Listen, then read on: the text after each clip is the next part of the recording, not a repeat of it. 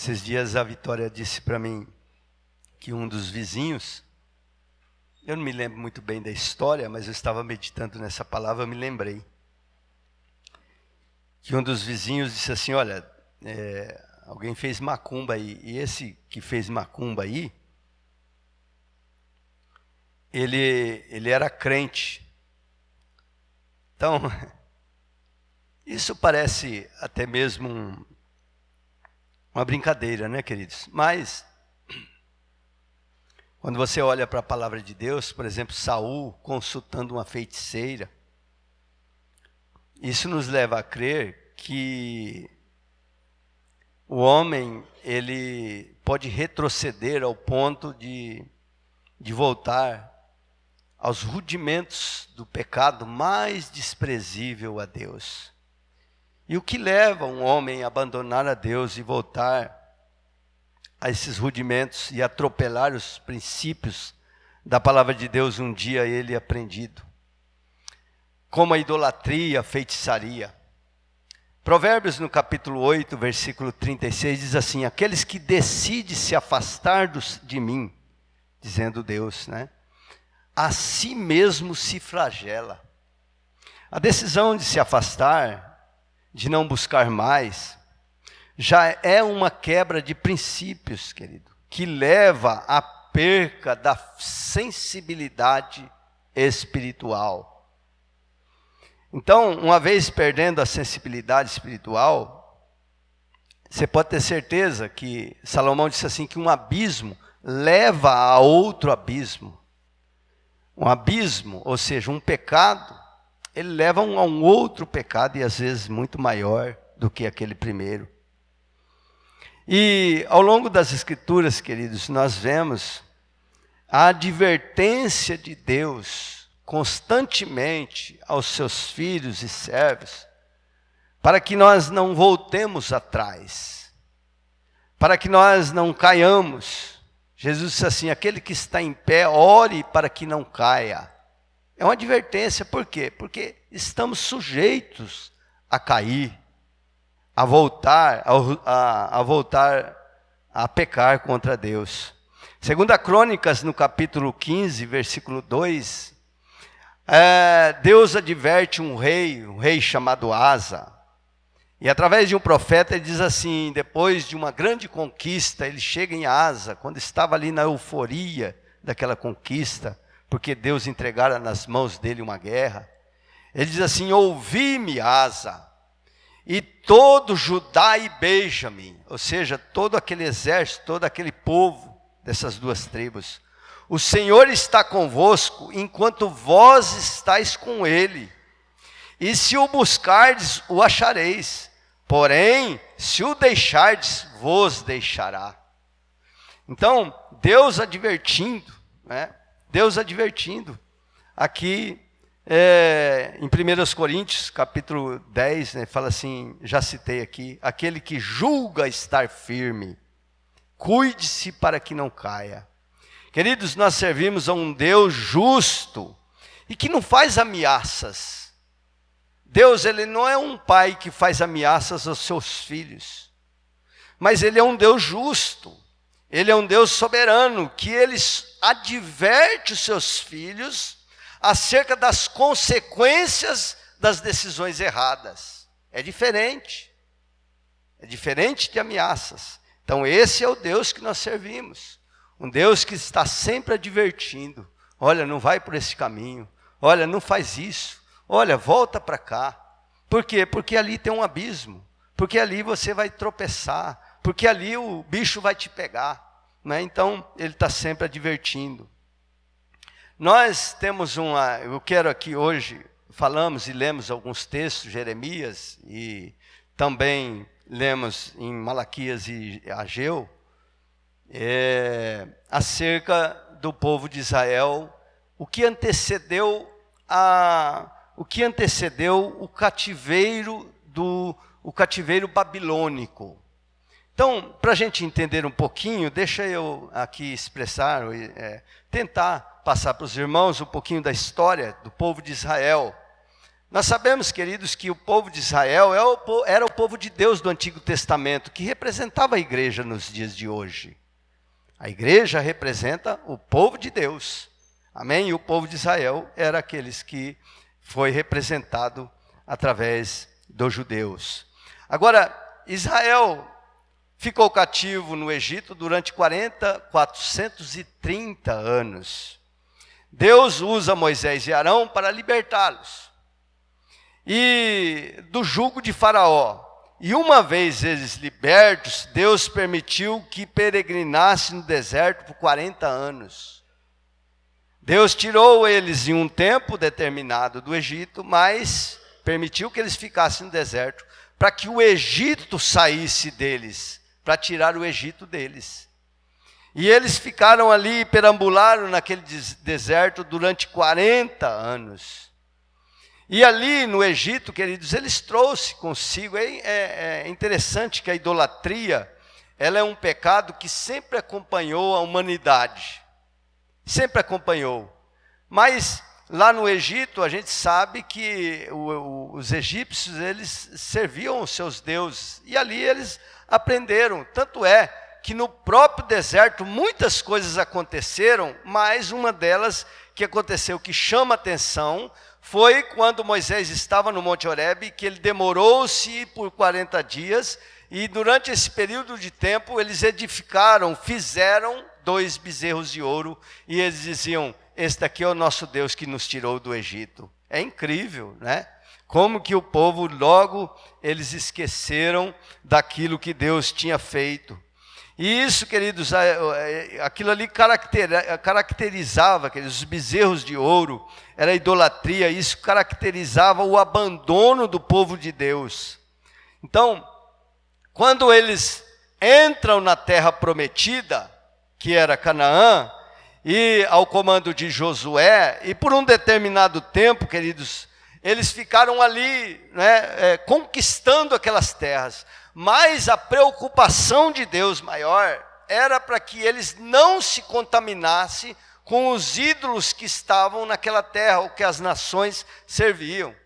Em Deuteronômio mesmo, por exemplo, no capítulo 7, versículo 25 e 26, ele fala assim, não se contamine com os ídolos das nações, não tome elas para si, não coloque elas dentro de casa, porque são maldição, e maldito é todo aquele que colocar os ídolos dentro das suas casas. Então a advertência de Deus sempre para com aqueles que estavam com o perigo que tinha sobre a idolatria, até mesmo porque a idolatria estava de alguma forma impregnada nos seus corações. Então Deus, por sua vez, podia, quando eles começam a adorar, e isso, queridos, a advertência foi grande, mas eles começaram ali a conquistar, e durante o período de suas vidas ali, eles começaram a se contaminar, a servir os ídolos das nações. Ainda que Deus, por sua vez, ele advertia, mas ainda assim foram contaminados. Né? E tomaram para si os ídolos, produziram ídolos e fizeram ídolos. E ali, queridos, nesse período de tempo ali, né, Deus sempre advertindo sobre sentença, Deus sempre os advertindo sobre sentença, mas eles, por sua vez, continuaram na idolatria, e até que a paciência de Deus teve um limite. Porque a paciência de Deus tem limite, né? E aí veio e aplicou-se o juízo sobre Israel, que estava ali. Deus levanta um rei chamado Nabucodonosor, que ele era governo na Síria, e leva, então, sitia a cidade de Jerusalém. E depois de muito tempo, 18 meses que foi sitiada a cidade de Jerusalém, eles já morrendo de fome, aí eles invadem aquela cidade, invadem aquele lugar, e toma ali os principais das pessoas, mata bastante gente, aí leva cativo na Babilônia, uma terra distante, mais de 1.500 quilômetros longe, destrói tanto a cidade de Jerusalém quanto o templo. Porque a tendência deles, espiritualmente falando, queridos, e o conforto deles, era que eles moravam em uma cidade chamada Jerusalém, promessa de Deus, a cidade que Davi havia conquistado, e estavam ali, tinha o templo, e o templo era algo que lhes dava uma falsa segurança. E eles passaram até mesmo a idolatrar aquele templo, aquela coisa. Não, eu estou aqui, estou servindo a Deus, tem o templo. Então, transmitia aquela falsa segurança de que estava tudo certo, de que Deus estava no controle. Mas, na verdade, queridos, Deus permitiu que o rei Nabucodonosor destruísse a cidade e destruísse o templo também. Porque as pessoas têm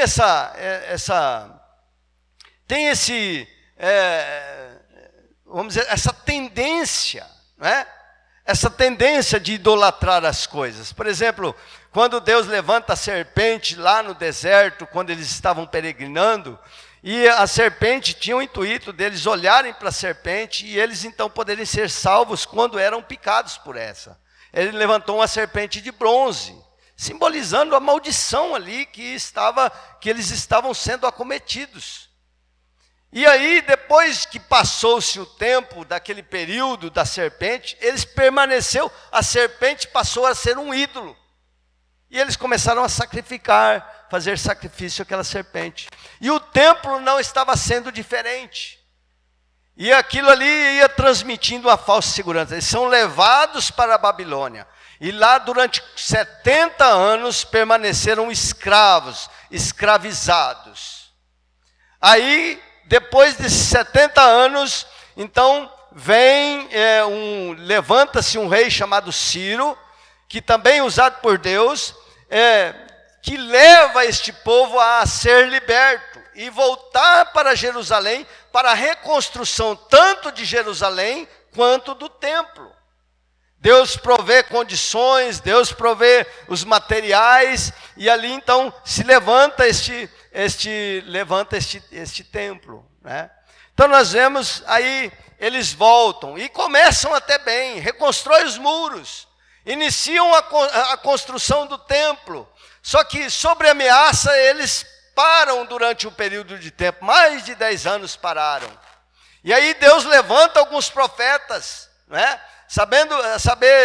Ageu, Zacarias e Malaquias, que profetizou depois do cativeiro, levanta os profetas para adverti-los: olha, ainda não é tempo de edificar a minha casa, vocês dizem? Vocês que estão edificando as suas casas apaineladas, quer dizer, com os bons materiais, com os finos materiais, e a minha casa está em ruínas. Então Deus levanta Ageu e levanta depois Zacarias e Malaquias, Zacarias trazendo mais uma palavra de restauração, e Malaquias, depois da construção do templo, eles se levantam, constroem, dão ouvidos, constrói o templo. Aí depois da construção do templo, vem sobre o povo de Israel uma apatia, um comodismo. E eles então restituem o culto, restituem ali a espiritualidade. Só que aquela espiritualidade que eles restituíram, eles passaram a ser negligentes. Eles continuaram voltados para os seus próprios interesses. E aí, voltados para os seus próprios interesses, para os seus afazeres, para construir suas casas, o seu lar, enfim, para o benefício da sua família, eles então continuavam cultuando, mas tipo assim, bom, se nós não cultuarmos a Deus, porque até então já não tinha mais o problema da idolatria. O que os levou eles cativo ao cativeiro da Babilônia era a idolatria que desembocou na imoralidade sexual, na perversidade, né? E aí então aquilo ali foi acumulando, até que chegou o limite de Deus, e Deus os levou cativo, e durante 70 anos tratou eles naquele lugar.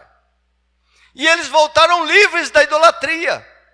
Só que agora eles estavam sendo ociosos, negligentes, estavam com desdém para com Deus, e para com a sua obra, e para com os cultos. E nós lemos aqui em Malaquias que eles estavam oferecendo o quê? O animal que deveria ser oferecido no altar como sacrifício, teria que ser um animal separado, o melhor animal do rebanho, sem mancha, sem defeitos, sem, sabe, o melhor. Mas eles estavam fazendo o quê? Não, nós estamos cultuando a Deus. E o que eu vou oferecer? Bom, esse aqui está cego, esse aqui não serve para negociar. Vamos levar. Esse aqui está aleijado, então vamos levar esse aqui.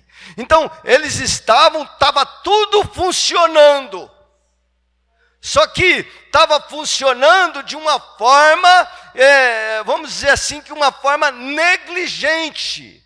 Ao ponto de Deus falar assim: não tem ninguém entre vós que feche as portas da casa do Senhor?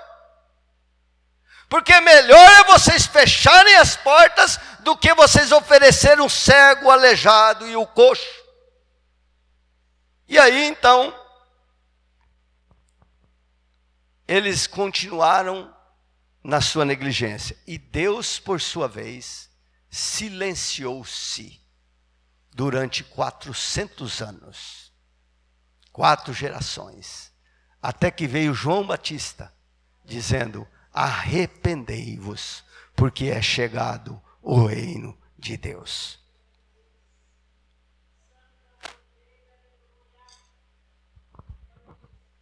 Bom, então, eu tinha que fazer esse pano de fundo para a gente entender um pouco, fazer aplicação para nós.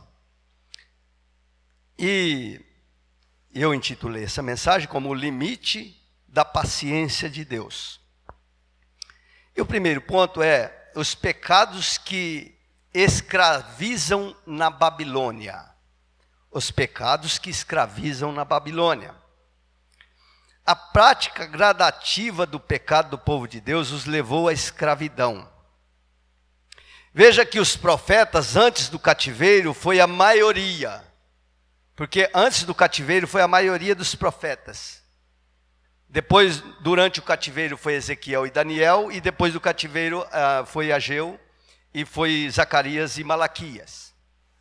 Mas a maioria dos profetas profetizaram antes, porque Deus adverte para que antes que a pessoa caia, para que ele não caia naquela situação.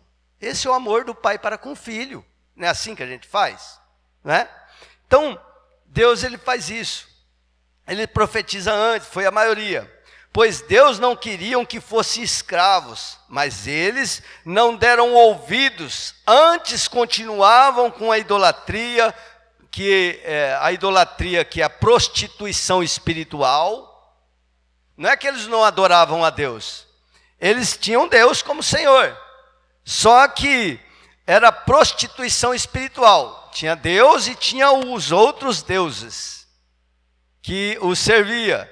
Então, que era abominável diante de Deus, que está lá registrado, por exemplo, em Jeremias capítulo 5, no capítulo 5, versículo 10, 15, em Isaías, no capítulo 40, 42, 44, 45, revela isto, o pecado do povo de Israel, que os levou ao cativeiro, e a advertência de Deus para com ele.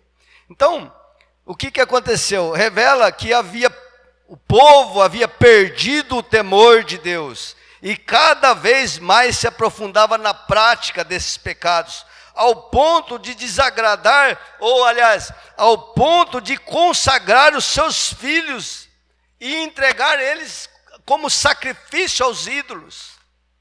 Então o texto de Jeremias que Deus se surpreende de tamanho da barbaridade do povo de Israel que faz. Então foi a gradatividade do pecado ao ponto de chegar nesse ponto.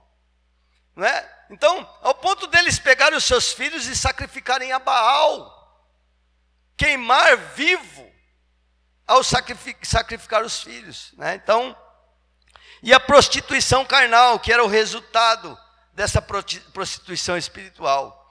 os falsos profetas, os sacerdotes, a maioria estava comprometido, né, ao ponto de Deus chegar ao seu limite e aplicar o juízo. Então, e qual foi o juízo? Tirar eles daquele contexto de Israel, de Jerusalém, tirar eles da casa do Senhor e levar cativo a Babilônia.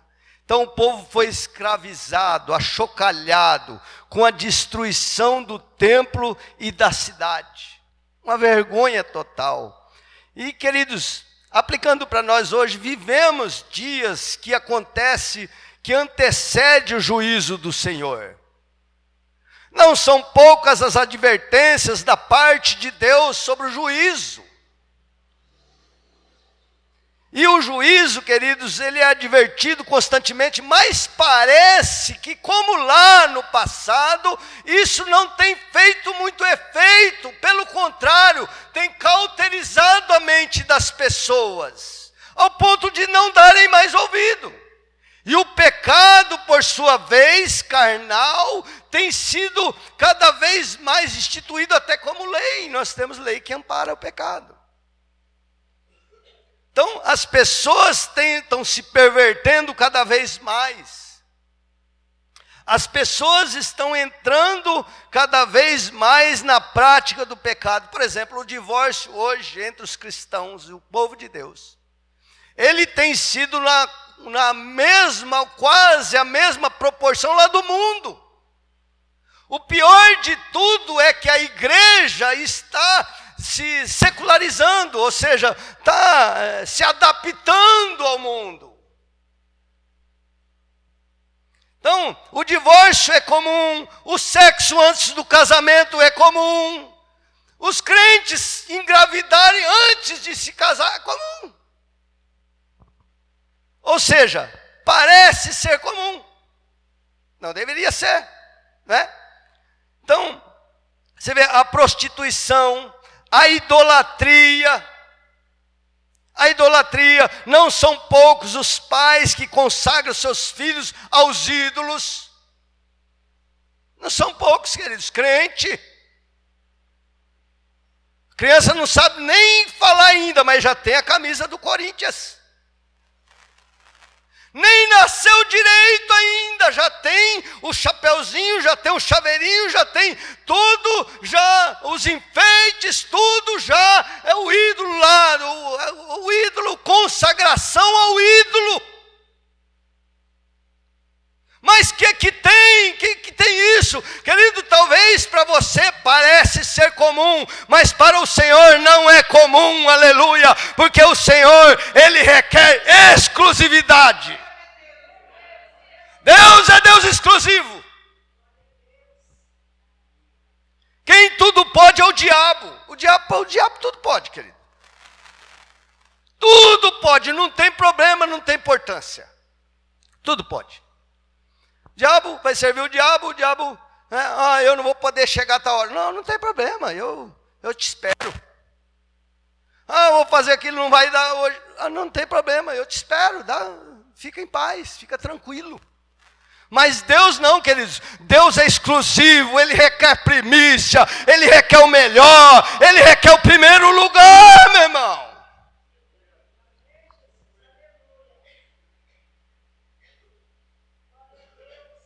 Então, nós vivemos uma decadência, espiritualmente falando, né?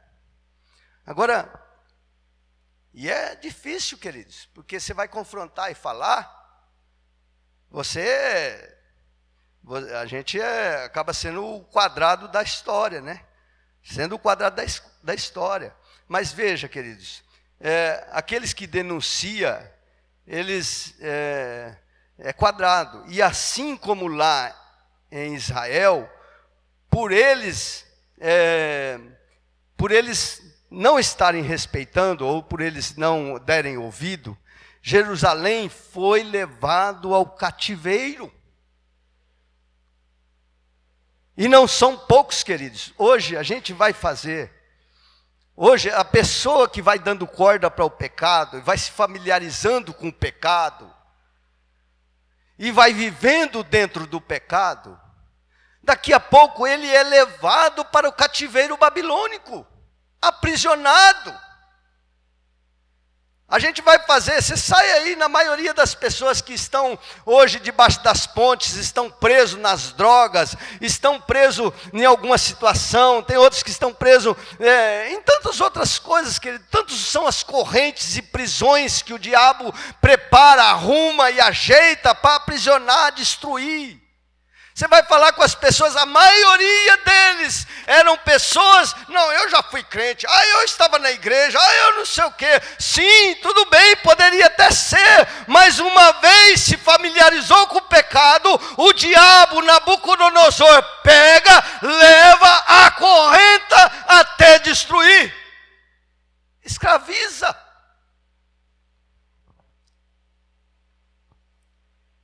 Então não são poucos que estão presos no álcool, nas drogas, na prostituição, no homossexualismo, e não tem forças para sair. Bom, primeiro ponto, o pecado que leva preso à Babilônia, que leva a ser escravizado na Babilônia, que tira o povo de Jerusalém, tira o povo da casa de Deus, tira o povo de dentro da adoração, do louvor e leva preso a Babilônia. Agora, o segundo ponto é os pecados que silencia Deus.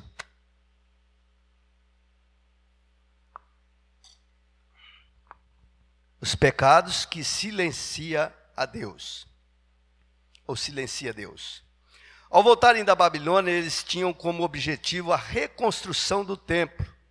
E até que começaram bem, mas diante das ameaças que receberam, diante de seus interesses próprios, eles acabaram abandonando a obra e usando os materiais que eles trouxeram para reconstruir suas próprias casas. Deus então os adverte e eles reconstroem o templo. Qual era o objetivo? O objetivo deles era vir, reconstruir os muros, reconstruir o templo. Mas diante das ameaças, eles pararam. Aí se voltaram para os seus próprios interesses. Usaram os materiais, que era para reconstruir o templo, para reconstruir as suas casas. Vós que estáis nas casas apaineladas, e deixais a minha casa em ruínas. Aí eles advertidos, reconstroem o templo. E aí então volta a prática, ou volta a religiosidade, a espiritualidade volta. Mas de que forma? Relaxadamente. Traziam o sacrifício, mas era um animal cego, aleijado. Deixaram de dizimar, quando a gente vê lá o livro de Malaquias, né? Eles deixaram de dizimar, deixaram de ofertar. E isso, queridos, é tão grave quanto a idolatria, quanto a prostituição. O relaxo, o desdém, a falta de zelo, de temor. Deus então os adverte, assim como fez com Caim. Deus os adverte. Deus falou com Caim: Caim, o que é que você está fazendo? Por que está o seu semblante caído? Se não procederes bem, não será aceito. Olha, o pecado jaz à porta. Deus adverte. Por quê? Porque Caim, não é porque Caim não tinha feito, mas é porque Caim tinha feito de qualquer jeito. Deus adverte o povo de Israel: por que vocês estão fazendo? Fecha as portas do templo.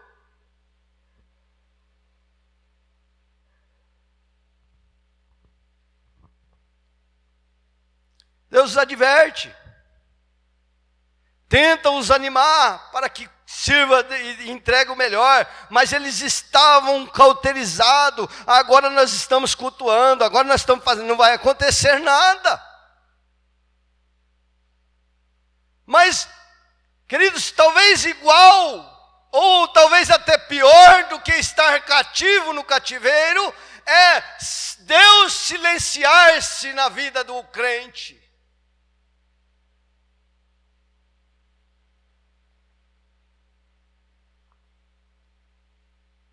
A falta de zelo, de temor, Deus então os adverte, assim como fez com Caim. O fazer de qualquer jeito para Deus tem o efeito colateral. Não funciona. Não é diferente hoje. Quantos são as pessoas que estão como ele? Sim, sou crente, mas do meu jeito. Do meu jeito. Vai quando quer na igreja, faz do jeito que quer, não se importa, não se envolve, e quando se envolve é de qualquer jeito.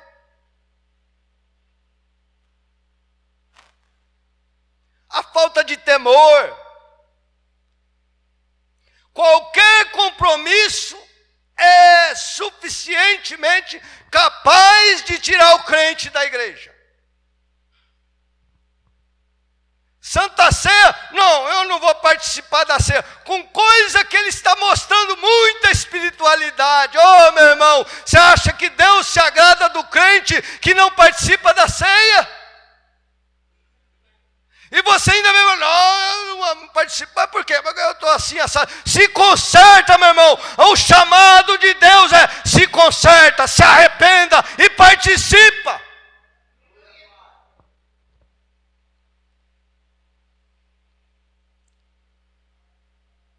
Então, a pessoa às vezes se acha prudente, né? Demonstrando temor a Deus. Aí o Senhor disse assim, se eu sou o Senhor, aonde está a minha honra? Aonde está a minha honra? Malaquias, lá em Malaquias, disse assim, pega o cego, o aleijado, o de qualquer jeito, e vai lá oferecer ao governador, pedindo um favor para ele, ver se ele recebe. Como que é que você está querendo oferecer o cego, o aleijado, e depois você vem pedir o favor de Deus?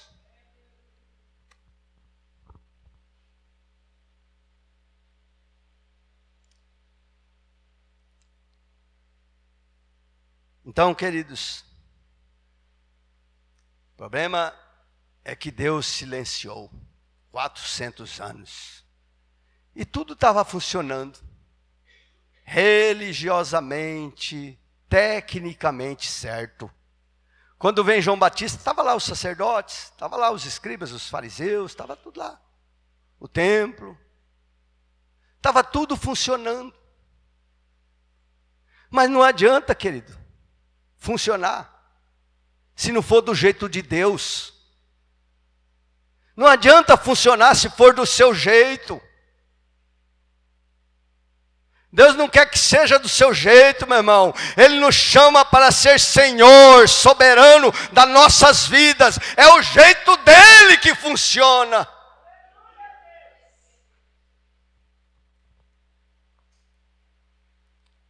É o jeito dele. Não adianta você vir para a igreja, oferece a Deus o culto, talvez até seja um dizimista, um ofertante, mas aí lá fora está falando palavrão, está com sensualidade, está na prostituição, está na pornografia. Você acha que isso daí, quem que é que nós podemos enganar?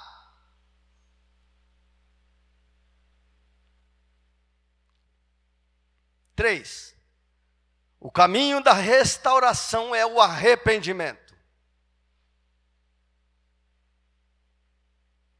Deus amou e continua amando, nos amando, por isso nos chama para o arrependimento.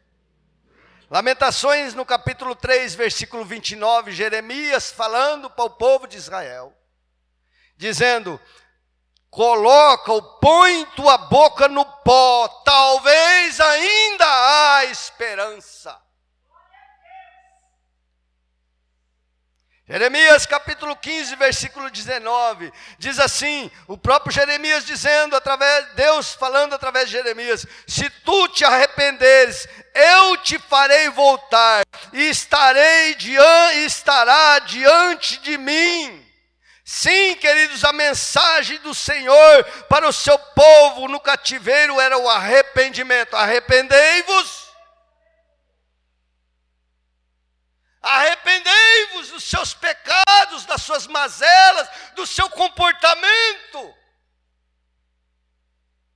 E eu vou te colocar de pé novamente. Esse era o clamor de Deus para o seu povo lá atrás e é para nós nos dias de hoje. Está em pecado, está aprisionado no pecado, meu irmão. Você está preso na Babilônia. Deixa eu te falar uma coisa. O Senhor está dando-nos uma oportunidade mais. Arrependei-vos que eu te coloco de pé.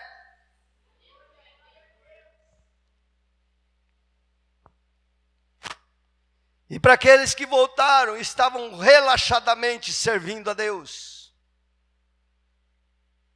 Qual foi a mensagem? A princípio foi o silêncio de Deus. Quanta gente que faz muito tempo que não sente mais nada, não ouve mais nada. Não sabe o que é Deus falar mais. Não sabe mais, meu irmão. Está que nem aquele povo lá, que canseira. Vou para o culto, que canseira, meu Deus.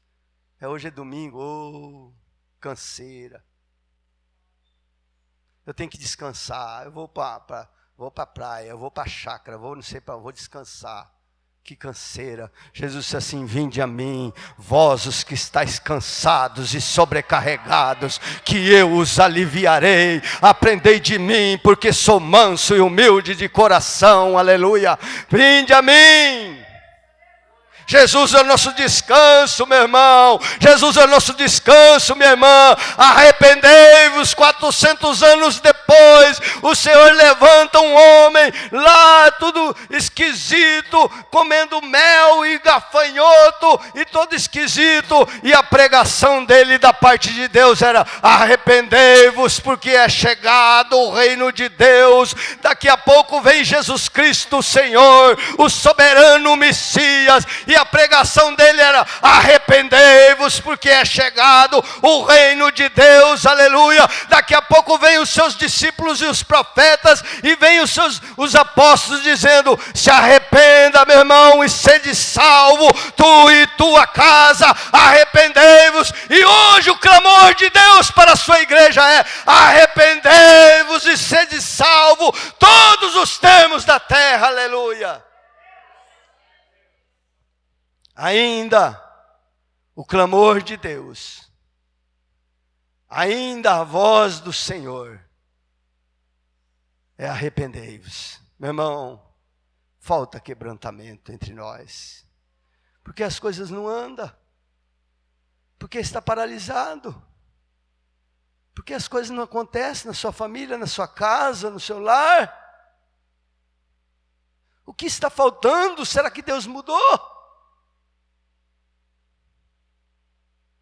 Talvez seja o comodismo, talvez seja o jeito que você está servindo a Deus, com desdém,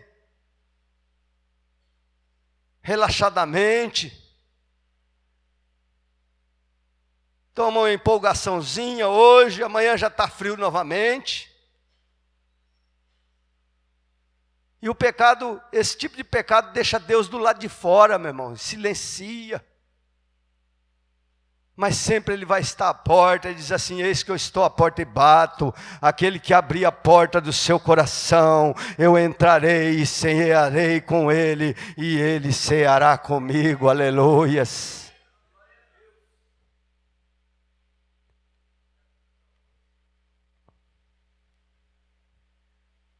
Cuidado, Deus tem limite. Deus tem limite. Se volta ao Senhor e arrepende, certamente a misericórdia do Senhor triunfará sobre o juízo. Fique de pé, vamos orar. Em nome de Jesus.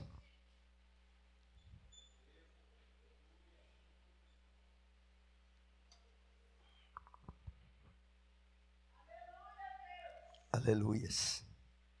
Eu sei, meu irmão, que é uma palavra dura. Difícil para você, mas mais difícil ainda para mim quando fui confrontado. Mas é palavra de arrependimento, palavra de vida. E é essa palavra, queridos, que gera em nós vida eterna. Então, receba da parte do Senhor. Se hoje ouvides a voz do Senhor, não endureçais o vosso coração, como o povo de Israel fez lá em Meribá, endureceu o coração. Nós temos essa capacidade. Deus fala, mas a pessoa se fecha, é orgulhoso, prepotente, não se quebranta. Então eu quero neste momento, em nome de Jesus, chamar você, queridos, para fazer uma reflexão, se voltar a Deus. Se tiver alguma coisa que você precisa entrar com Deus em arrependimento, querido, se arrependa. Oh, meu irmão, minha irmã, Deus não quer ficar em silêncio na sua vida, não. Deus quer se manifestar na sua vida com perdão, com graça, com comunhão. Oh, meu irmão, Deus quer trazer para nós muito mais do que aquilo que pensamos ou desejamos ou imaginamos. Ele quer ter uma comunhão muito maior conosco, meu irmão. Oh, meu irmão, é tempo de se quebrantar, é tempo de se consertar, é tempo de se arrepender diante de Deus. Eu não ia trazer uma palavra dessa, meu irmão, se Deus não confirmasse em meu coração. Não ia. Com certeza não ia. Mas, queridos, quando Deus, Ele adverte o povo, assim como fez lá em Israel, é porque Deus não quer que o seu povo caia no erro. Deus não quer que o seu povo fique aprisionado lá na Babilônia, escravo, assim como foi ali com Sansão, por exemplo. Ele foi, endureceu o seu coração, não aceitou as advertências, foi pecando, até que o limite de Deus chegou no topo.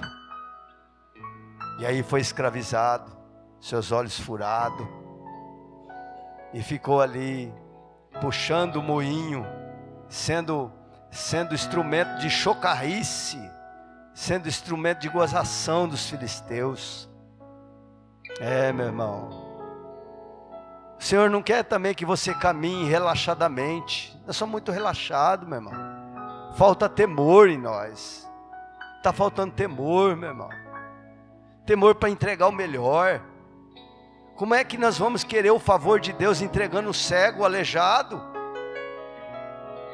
O pior, como é que você quer o favor de Deus, meu irmão? Se qualquer coisa é suficientemente capaz de tirar da presença dEle, de um culto, de uma adoração, de um trabalho de evangelismo, como é que pode, meu irmão?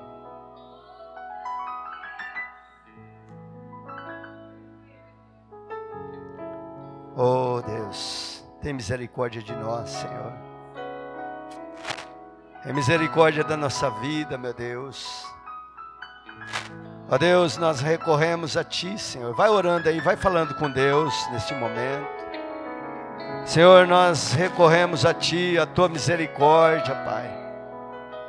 Recorremos ao Senhor, meu Deus, nesta noite. Te pedimos a Tua misericórdia, Teu perdão, a Tua graça, meu Deus, sobre a nossa vida, Pai querido, porque, Senhor amado, nós não queremos, ó Deus querido, que o Senhor pare de falar conosco, meu Pai. Não, meu Deus, nós queremos, Senhor amado, se prostrar, se arrepender.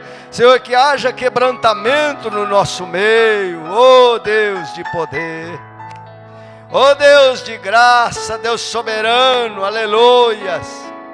Que o Espírito Santo que nos convence do pecado, do juízo, da justiça, meu Deus, possa estar no nosso meio, trabalhando ao favor da tua igreja, ao favor do teu povo, Pai. Ó Deus querido, em nome de Jesus Cristo, Pai querido, em nome de Jesus, Senhor. Ó Deus querido, longe de nós entregar o aleijado, o coxo, o doente. Ó Deus, nos ensina a entregar o melhor mesmo a Ti, Pai. Sim, meu Deus, que o temor do Senhor possa, meu Deus querido, invadir nossos corações de forma tal, ó Deus, que o quebrantamento, meu Deus, venha, meu Deus, sobre nós.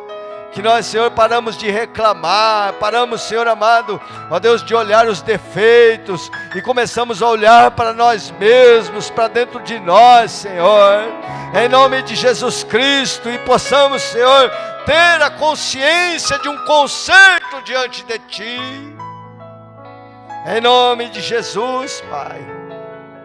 Oh, Senhor da glória,